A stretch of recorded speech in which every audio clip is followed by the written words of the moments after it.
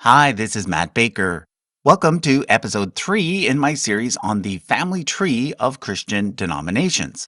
So far in this series, we've looked at the origins of Christianity as well as its 4 oldest branches: Roman Catholicism, Eastern Orthodoxy, Oriental Orthodoxy, and the Church of the East. From this point forward, we're now going to shift the focus toward Protestants.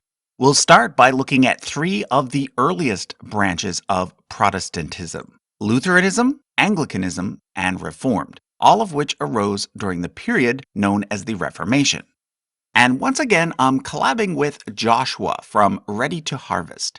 He has prepared a video comparing these 3 denominations in more detail, along with an even older Protestant group known as the Moravians. So after watching this video, be sure to check out his by clicking on the link in the description or pinned comment. Now, one thing I want to point out is that if you're watching this video during the first half of 2023, the chart that I'm showing you is not yet available from our store. That's because I'm basically building it as I go, and I sometimes make changes based on comments that I get. However, the goal is that by the time the series is finished, you will be able to buy the completed chart as a poster.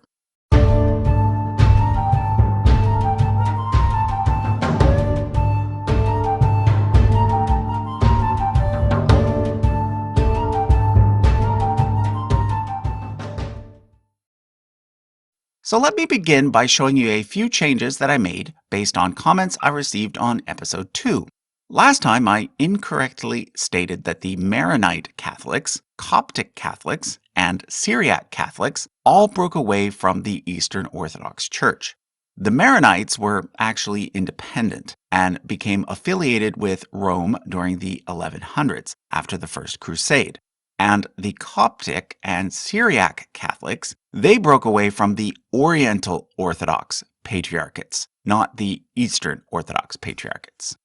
Also, I previously had the Georgian Orthodox Church stemming from the Russian Orthodox Church, which is kind of true because eventually they did fall under their jurisdiction for a while. However, they also have very deep roots, going all the way back to the year 1010. So I've changed their position to indicate that origin instead. Also note that I've added dates throughout the chart in order to make the timeline of each church's independence more clear. Finally, I added the Old Believers, who broke away from the Russian Orthodox Church in 1666 because they did not like certain reforms that were made at that time. Okay, let's now talk about the Protestant Reformation, which is usually said to have started in the year 1517. This was the year that the German priest Martin Luther published his 95 Theses, in which he challenged the Catholic Church on several issues. However, it can be argued that there were actually Protestants before this date, or at least proto-Protestants. A good example are the Waldensians, named after Peter Waldo, who lived in the 12th century. The Waldensians lived a life of poverty and believed that anyone could preach from the Bible, not just priests. There are actually still Waldensian churches today, mostly in Italy, although nowadays they can be seen as being part of the Reformed branch of Protestantism. Another group of proto-Protestants were the Hussites, named after Jan Hus, who lived about 100 years before Luther. He sparked the Bohemian Reformation in what is today the Czech Republic. Out of this movement grew the Moravian Church, which operated underground for many decades in Moravia before moving to Germany and then spreading to the US. It too still exists to this day and has since adopted certain features of Lutheran pietism. But originally, neither the Waldensians nor the Moravians were large enough to change the religious landscape of Europe. That didn't happen until the 1500s, when people like Luther and Calvin arrived on the scene. Now, the first thing you need to know about the Protestant Reformation was that it was not a single united movement. Instead, it was a bunch of movements occurring in different places and in different ways. However, overall, we can say that the Reformation created 3 initial branches of Protestantism: Lutheran, Anglican, and Reformed. All three resulted in the creation of new state-level churches, which shared authority with secular rulers. There was also a fourth branch, the Anabaptists, associated with what's been called the Radical Reformation. They are quite different, though, so I'll be covering them separately in a later video. So let's start with the Lutherans, who obviously get their name from Martin Luther. 4 years after Luther published his 95 Theses, the Catholic Church declared him to be a heretic and put a ban on sharing his ideas. Those ideas can be summed up with the phrases sola fide and sola scriptura. Sola fide means by faith alone. You see, Luther was angry that certain Catholic priests were abusing something called indulgences. Basically, if you or a relative had committed a bad sin, you could just pay money to the church and get a special certificate that said, if you do such and such a good deed, your punishment in the afterlife will be reduced. Protestants argue that the only thing that makes a person right with God is having faith in Jesus, not doing good works. Sola scriptura means by scripture alone. According to Protestants, the Bible is the ultimate authority, not the Pope or the Church or anyone else. So like I said, Luther was made an outcast, and at first, it looked likely that the Church would find some way to have him killed. However, one of the main German princes offered him protection, and then several other German princes supported his ideas as well. You see, you have to realize that there was no such thing as a united Germany at the time. Instead, the whole area consisted of a bunch of mostly independent states that formed a loose union called the Holy Roman Empire. So what happened was that some states adopted Luther's ideas and some did not, starting around 1521. Now, one thing I want to make clear is that the new Protestant states did not shut down all the Catholic churches and open new Lutheran ones. Priests and churches that were previously Catholic simply became Lutheran, and more reforms and changes were implemented over time. Two of the earliest German states to embrace Lutheranism were Saxony and Hesse. They eventually formed a military alliance called the Schmalkaldic League to defend themselves against the Catholic Emperor. During the 1530s, the three main Scandinavian countries, Denmark, Sweden, and Norway, aligned themselves with Lutheranism as well, cutting ties with the papacy and creating state churches instead. To this day, these three churches are still the largest churches in their respective countries, although the only one that is still an official state church is the Church of Denmark. Now, if we zoom forward about 300 years to the time just after Napoleon's defeat, we get the formation of the Prussian Union of Churches in 1817. At this point, Prussia, which was Lutheran, was now the dominant German state, and it ended up annexing a bunch of smaller German states, some of which had been Calvinist, which we'll be discussing in a bit. So basically, the Lutheran churches and the Calvinist churches were merged together to form a single denomination. Now, not everyone was happy about this, especially on the Lutheran side, because some felt that their beliefs were going to have to be watered down in order to accommodate the Calvinists. So during the remainder of the 1800s, there was a quite large migration of German Lutherans to the American Midwest. Initially, there were dozens of different Lutheran councils and synods in the US, some Danish, some Swedish, some Norwegian, and some German. But over time, the various church groups merged so that by the 1960s, there were just three major Lutheran denominations: the American Lutheran Church, the Lutheran Church in America, and the Lutheran Church Missouri Synod. However, during the 1970s, a controversy arose within the Missouri Synod that involved their seminary, a seminary being a place that trains clergy. Basically, the church felt that the school was becoming too liberal, so the president of the church had the president of the school fired. This led to the creation of seminix, meaning seminary in exile, as well as a new denomination called the AELC, standing for the Association of Evangelical Lutheran Churches. But then, during the 1980s, the AELC merged with the ALC and LCA to form the Evangelical Lutheran Church in America. So nowadays there are two main Lutheran denominations in the U.S. There's the more conservative Lutheran Church Missouri Synod and the more liberal Evangelical Lutheran Church in America, which to many people is a bit confusing because in the U.S., the word evangelical is generally associated with conservatives. However, in a Lutheran context, it simply means Protestant. So just keep that in mind. Now, there is a third Lutheran denomination in the U.S. known as the Wisconsin Evangelical Lutheran Synod, but it's quite a bit smaller than the other two. Generally speaking, it's even more conservative than the Missouri Synod. Now, back to the Lutherans in Germany. During World War II, the majority of the Prussian churches supported the Nazis, due in large part to a movement known simply as German Christians.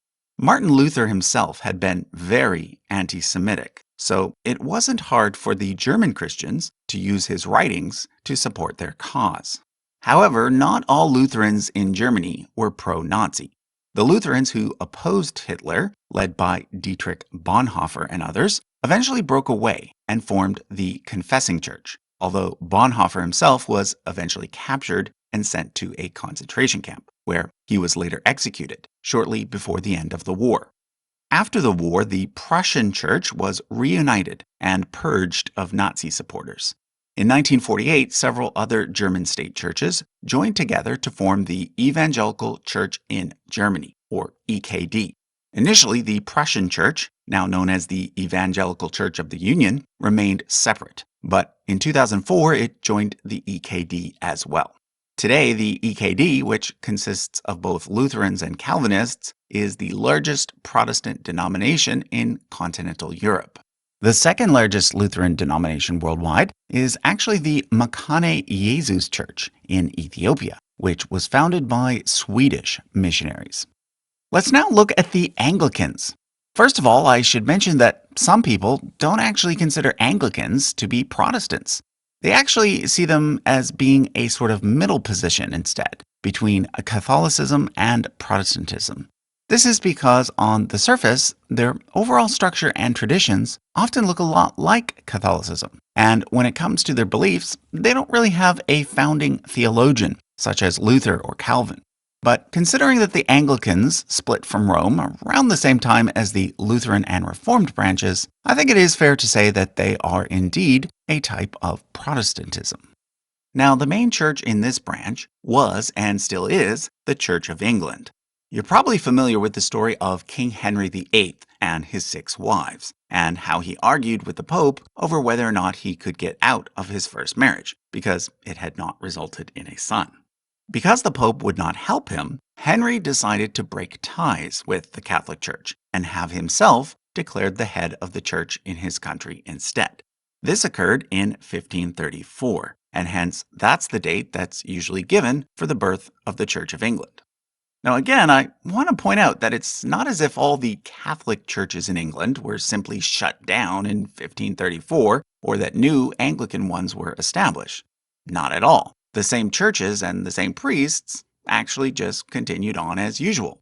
The only difference was that they no longer reported to the Pope. For a long time, the most senior Catholic bishop in England had been the Archbishop of Canterbury. Therefore, when the Church of England broke away from Rome, the Archbishop of Canterbury became the new spiritual leader of the church. Currently, that person is Justin Welby. But please note, the Archbishop of Canterbury is by no means the Pope of the Anglican Church. Like the Ecumenical Patriarch of Constantinople, he's more of a first among equals. The actual head of the Church of England is whoever the monarch of the United Kingdom is. So currently, that person is Charles III. Now, at the time that the Church of England broke away, the King of England was also the King of Ireland. So around the same time, the Church of Ireland came under the control of the English king as well. But unlike in England, most of the Irish remained loyal to the Pope.